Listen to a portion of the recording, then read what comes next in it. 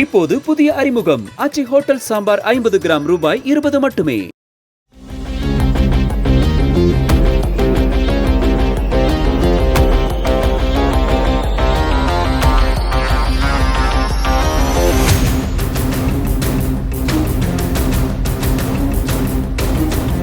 சேலம் மாவட்டம் அரியானூர் அருகே அரசு சட்டக்கல்லூரி விடுதியில் வழங்கப்பட்ட உணவில் புழு இருந்ததாக கூறி மாணவிகள் திடீரென போராட்டம் நடத்தினர்.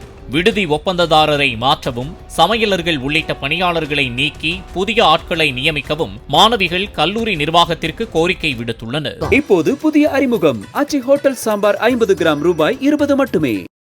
பிளே ஸ்டோர் மற்றும் ஆப் ஸ்டோரில் இருந்து பாலிமர் செயலியை QR கோடு மூலம் பதிவிறக்கம் செய்யுங்கள். செய்திகளை உடனுக்குடன் பெறுங்கள்.